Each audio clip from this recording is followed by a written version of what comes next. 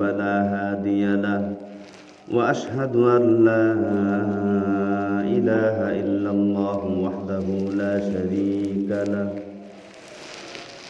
لا ضد له ولا ند له ولا مثل له ولا مثيل له ونشهد أن سيدنا وسندنا وحبيبنا ومولانا وأولانا محمدا عبد الله ورسوله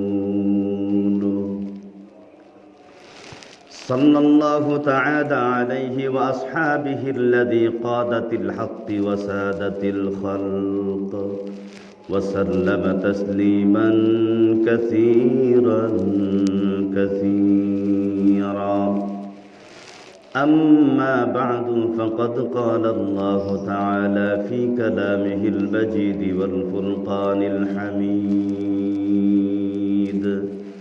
أعوذ بالله من الشيطان الرجيم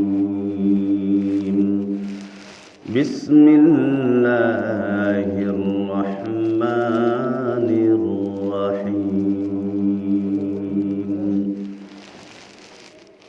وما ينطق عن الهوى إن هو إلا وحي يوحى وقال النبي صلى الله عليه وسلم إنما بعثت لأتمم مكارم الأخلاق أو كما قال عليه الصلاة والسلام إن الله وملائكته يصلون على النبي يا أيها الذين آمنوا صلوا عليه وسلموا تسليما اللهم صل على محمد وعلى آل محمد كما صليت على إبراهيم وعلى آل إبراهيم إنك حميد مجيد اللهم بارك على محمد وعلى آل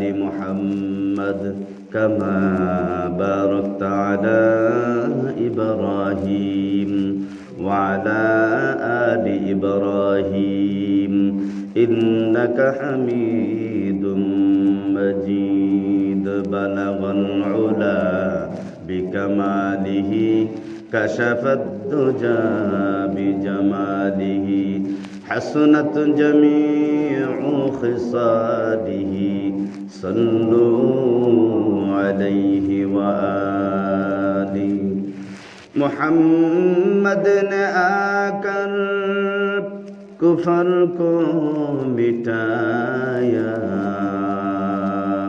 کفر کو مٹا کر صداقت بتایا محبت رشت لا الہ الا اللہ لا الہ الا اللہ لا الہ الا اللہ لا الہ الا اللہ لا الہ الا اللہ لا الہ الا اللہ آفور تافور نہیں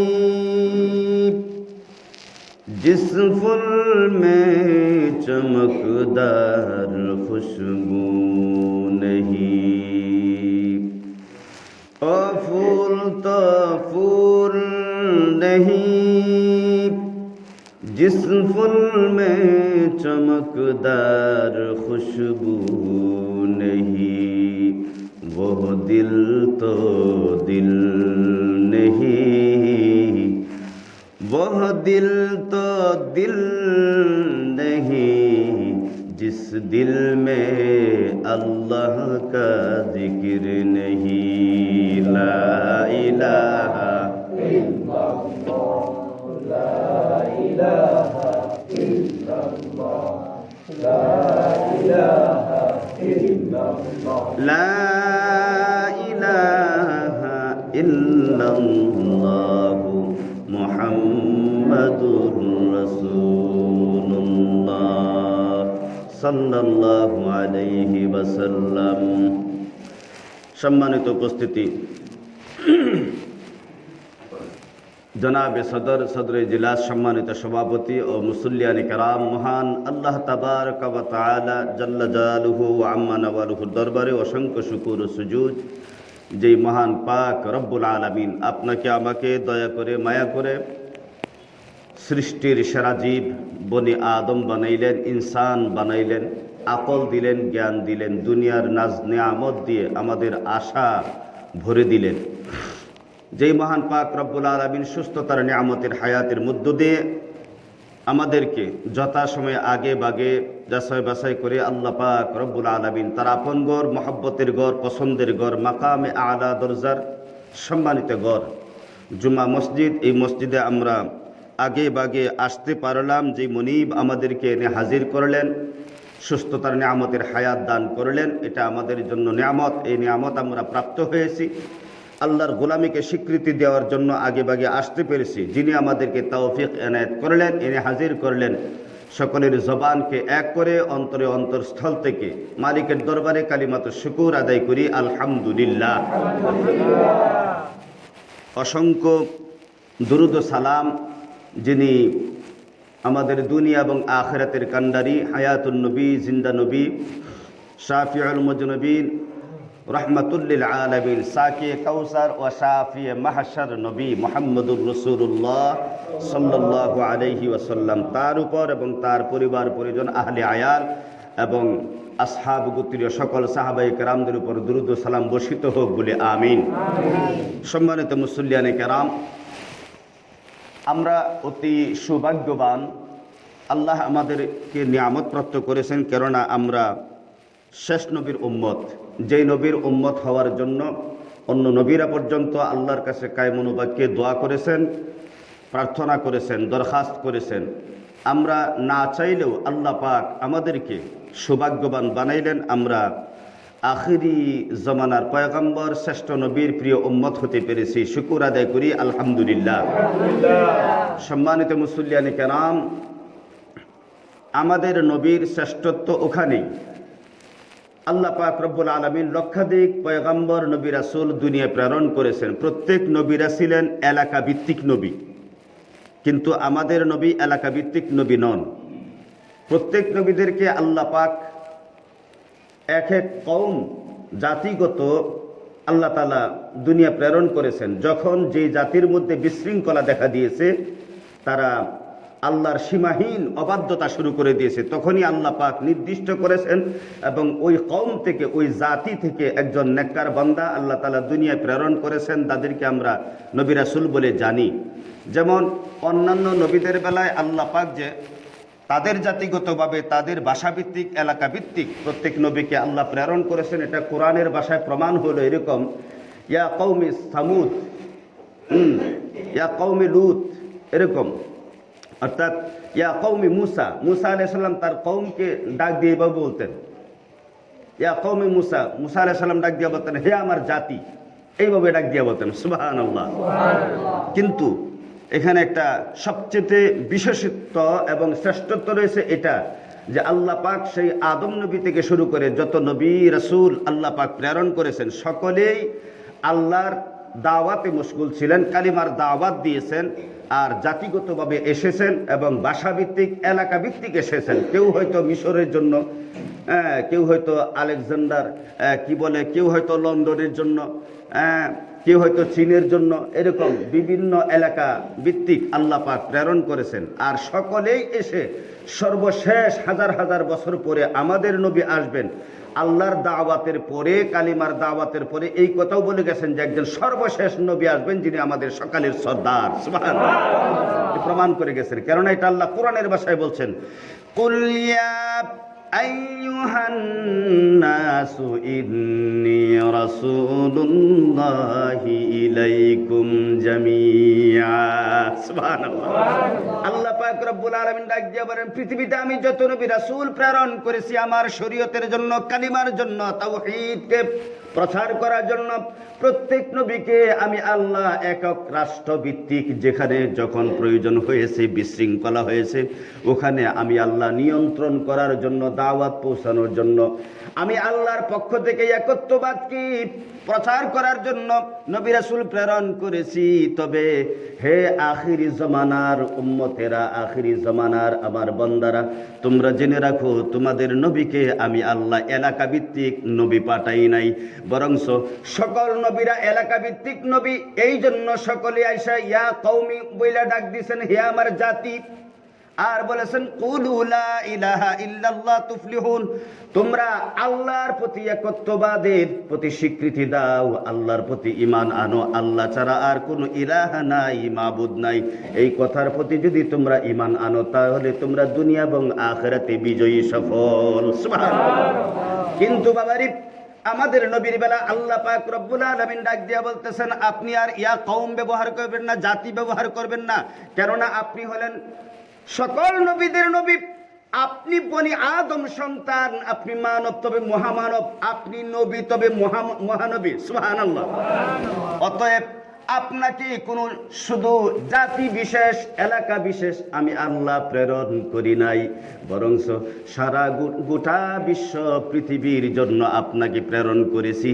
ও নবী, আপনি ব্যবহার করবেন ইয়া আইয়ুহান নাস, ও মানব মণ্ডলী, সারা দুনিয়ার মানুষেরা। সুবহানাল্লাহ। আল্লাহ পাক রব্বুল আলামিন বলেছেন, আপনি বলুন, কুল ইয়া আইয়ুহান নাসু ইন্নী রাসূলুল্লাহি ইলাইকুম জামিআ। এটা আল্লাহ পাক শিখিয়ে দিতেছেন, ও নবী আপনি এইভাবে ব্যবহার করেন, এইভাবে গোটা জাতিকে, গোটা মানব মণ্ডলীকে এইভাবে ডাক দেন। কুল, আপনি বলুন, ইয়া আইয়ুহান নাস, ও মানব মণ্ডলী, সারা দুনিয়ার মানুষেরা, আমার উম্মতেরা, বনি আদমেরা, ইন্নী রাসূলুল্লাহি ইলাইকুম জামিআ। জামিউন মানে এটা বহু বচন। আল্লাহ বলেছেন, নিশ্চয়ই আমি সারা দুনিয়ার জন্য নবী রাসূল হয়ে প্রেরণ হয়েছি। সুবহানাল্লাহ। প্রেরিত হয়েছি সারা দুনিয়ার জন্য। আমার ভাইয়েরা, যত নবী রাসূল আল্লাহ পাক দুনিয়া প্রেরণ করেছেন, সকল নবীদের যেহেতু তারা মানব সন্তান ছিলেন, বনি আদম ছিলেন, তাদেরও ভুল ছিল। তবে নবীদের ভুলটা ভুল হিসাবে আমাদের জন্য ব্যবহার করা জায়েজ নাই, বরং নবীদের ভুলগুলি স্বয়ং আল্লাহ পাক হিকমত দ্বারা ভুল করিয়েছেন এবং তা থেকে আমাদের জন্য কিয়ামত পর্যন্ত শিক্ষণীয় বিষয় রেখে দিয়েছেন। সুবহানাল্লাহ। আমার ভাইরা, তেমনি ভাবে একটা বিষয় শুধু আপনাদের সামনে তুলে ধরতে চাই। আমাদের নবী, বিশ্ব নবী মুহাম্মদুর রাসূলুল্লাহ সাল্লাল্লাহু আলাইহি ওয়াসাল্লাম, তিনি যখন কালিমার দাওয়াত দিতেছেন, আশেপাশে দুশমন আর দুশমন, আবু জেহেল, উতবা, সাইবা, মুগিরা তো আছেই, দূর দূরান্তে বিভিন্ন দেশের মধ্যেও যারা ছিল খ্রিস্টান, যারা ছিল ইহুদি, তারাও আমার নবীর চরম দুশমন, আমাদের শরীয়তের চরম দুশমন। এইবার তারা পায়তারা করতে লাগলো কিভাবে নবীজিকে আটকানো যায়, কিভাবে বেড়াজালে আটকানো যায়, কিভাবে পেশ করা যায়, কিভাবে আমার নবীকে ফন্দির মধ্যে আটকানো যায়, কিভাবে কতল করে ফেলা যায়, কিভাবে তাকে বন্দী করা যায়। আমার ভাইয়েরা, যখন নাকি আল্লাহর নবীজি দাওয়াত প্রচার করতেছেন আর একজন দুইজন করে মুসলমান হইতেছেন, ওই মুহূর্তে একটা দল আসলো, ইহুদির দল। একদল ইহুদি আসছে, আল্লাহর নবী তো খুশিতে টকবক করতেছেন, খুশিতে আত্মহারা হয়ে গেছেন, এরা বুঝি মুসলমান হবে। কিন্তু না, এদের উদ্দেশ্য মুসলমান হওয়ার নয়, বরংস এসে যেহেতু তাওরাত কিতাবের মধ্যে, ইনজিল কিতাবের মধ্যে আল্লাহর নবীর সম্পর্কে ছিল, সেই জন্য তারা এসে জিজ্ঞাসা করতেছে, আমরা যে মানুষ, আমরা ততক্ষণ মানুষ, ততক্ষণ ইনসান, ততক্ষণ আমাদের হায়াত আছে, জীবন আছে, ততক্ষণ পর্যন্ত ইনসান পরিচয় আছে, যতক্ষণ আমাদের মধ্যে রূহ আছে। ঠিক না বে ঠিক? অতএব রুহুটা একটা বিশাল ব্যাপার স্যাপার।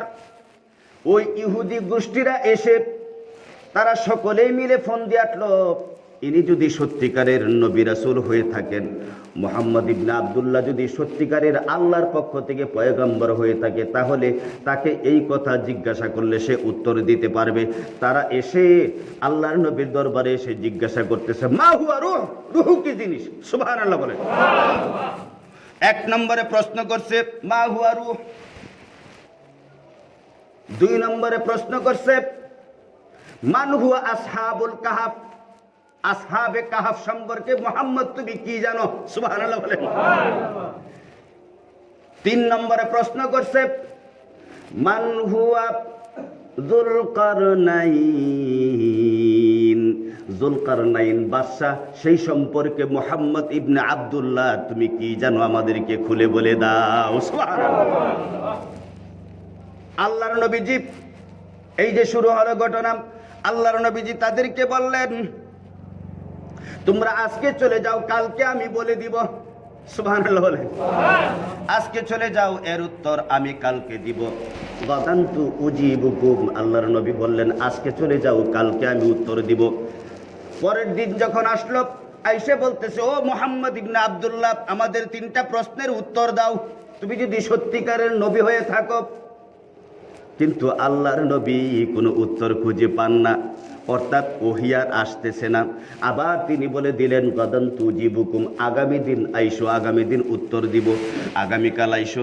এইবার পরের দিন যখন আবার আসলো, আবার নবীজি অপেক্ষায় অপেক্ষমান হয়ে রইলেন, কিন্তু আসমান থেকে কোনো আওয়াজ, কোনো ওহী আসে না। সুবহানাল্লাহ। পরীক্ষা শুরু হয়ে গেছে আমার ভাইরা।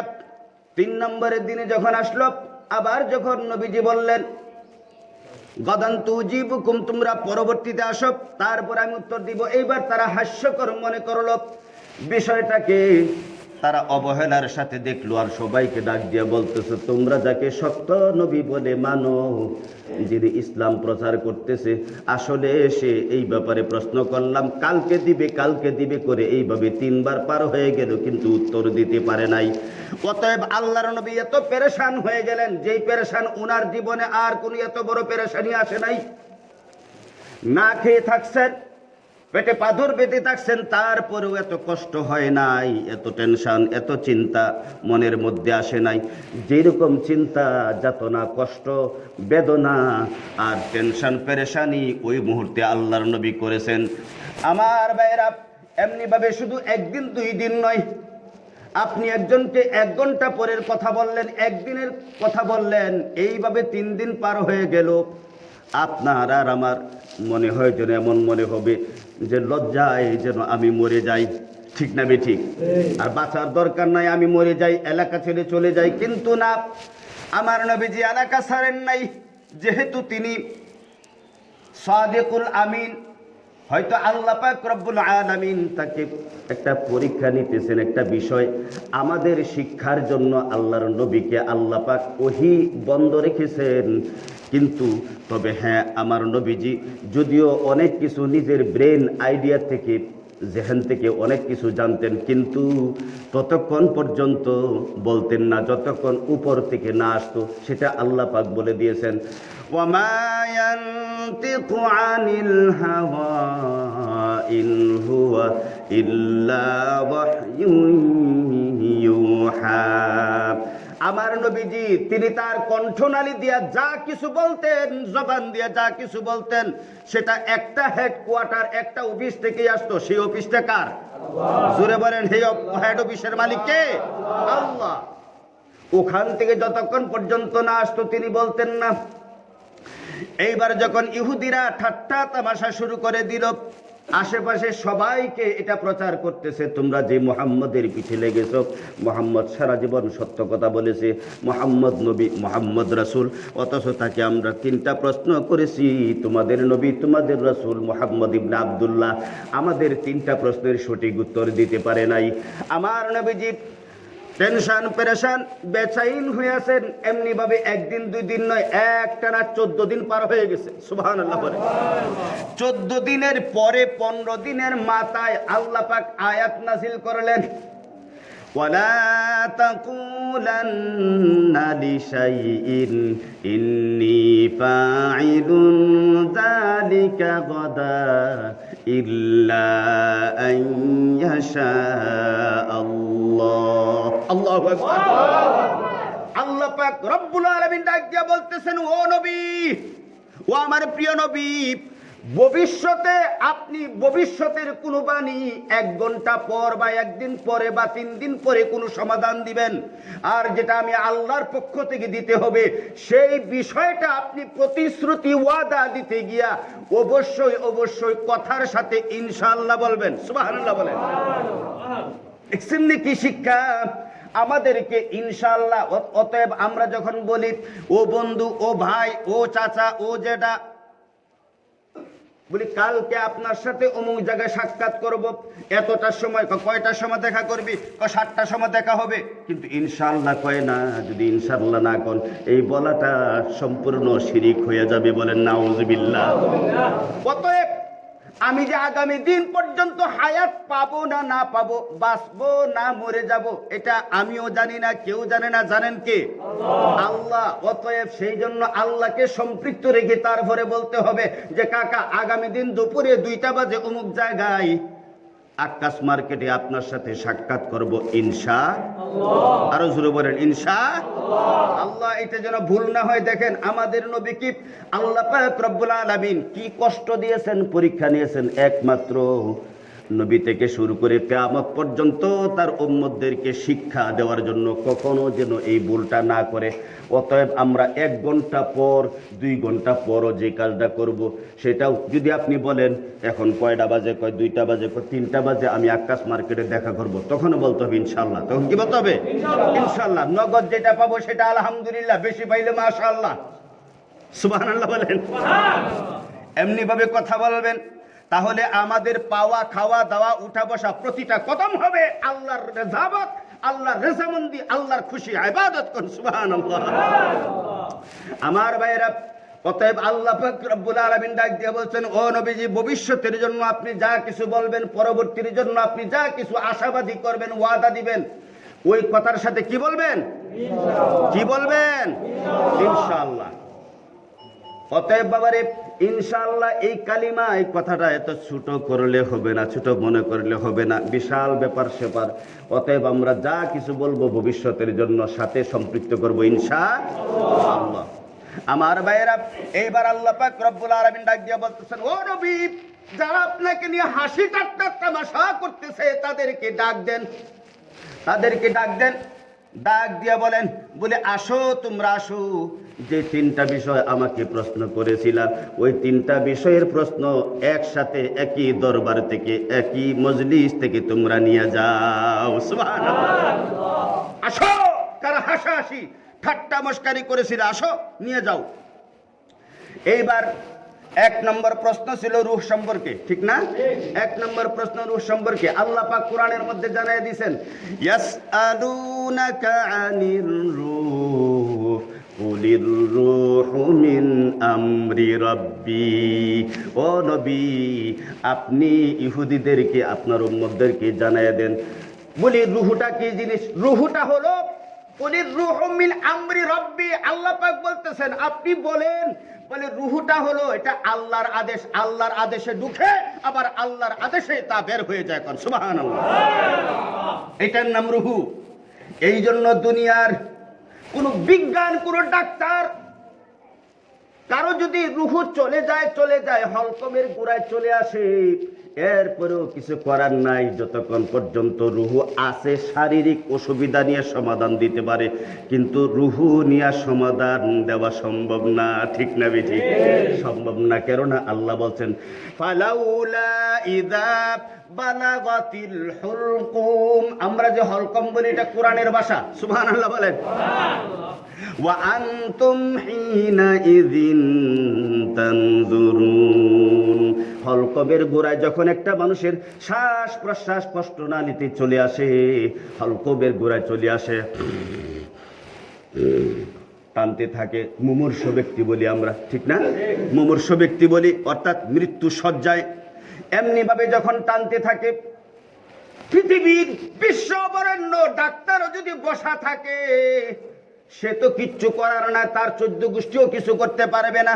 বরং আল্লাহ পাক বলে দিয়েছেন, ওয়া আনতুম হিনা ইদিন তানজুরুন, খেয়াল করে দেখো, তোমরা দুনিয়ার সব ডাক্তাররা বুট বসার পরেও, রোগীর চোখের সামনে থাকার পরেও একবারে অপারগতার চোখ দিয়া তোমরা মাথা অবনষ্ট করে তোমরা তোমাদের দৃষ্টিকে নরম করে তাকায়া থাকো যে কি হইতেছে, কিন্তু কিচ্ছু করার বা মৃত্যুটাকে বাধা দেওয়ার, রুহুটাকে বাধা দেওয়ার কোনো শক্তি নাই। সুবহানাল্লাহ।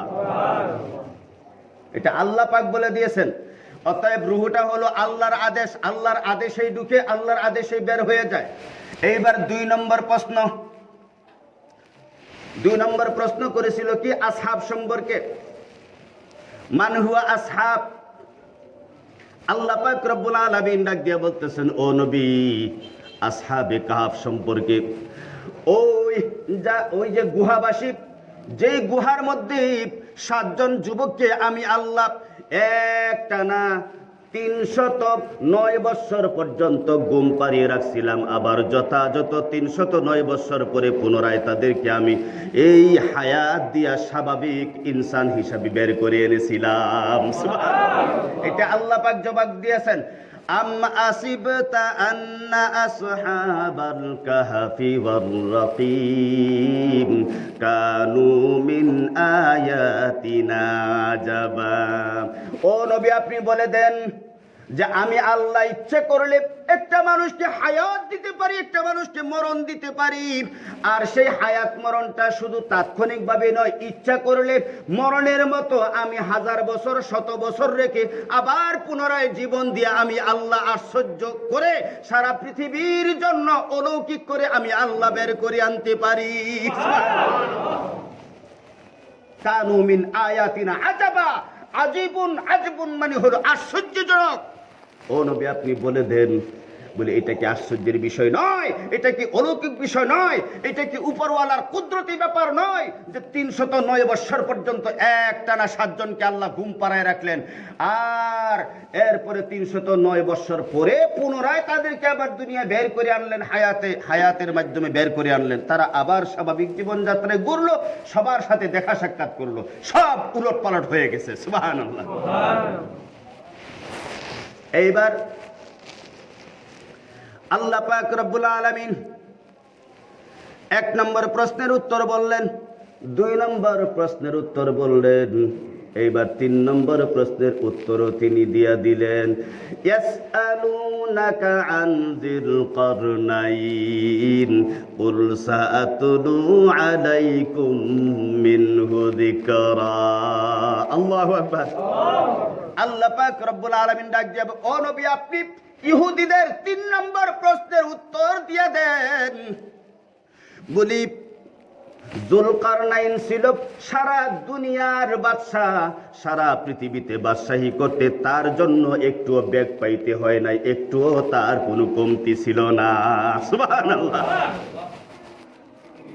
যুলকারনাইন সারা দুনিয়ার মধ্যে, সারা দুনিয়া পরিচালনা করেছে, রাজত্ব করেছে। মুসলমানদের মধ্যে 2 জন, আর বেদিনের মধ্যে 2 জন। বেদিনদের মধ্যে হলো একজন হলো বখতেনাসর, আরেকজন হলো নমরুদ। আর মুসলমানদের জন্য আল্লাহর পক্ষ থেকে 2 জন, একজন হইল যুলকারনাইন, আরেকজন হলো সুলাইমান আলাইহিস সালাম। সুবহানাল্লাহ। আমার ভাইরা, তাহলে বুঝাই গেল আমাদের নবীকে আল্লাহ পাক রব্বুল আলামিন কতটা শক্তিশালী, কতটা মর্যাদা সম্পন্ন করেছেন। সেই জন্য আখিরি জামানার পয়গম্বরের উম্মত হওয়াটা আমাদের জন্য বিশাল সৌভাগ্যের ব্যাপার, বড় নিয়ামত। আমার ভাইরা রে, এইবার যখন আল্লাহর নবী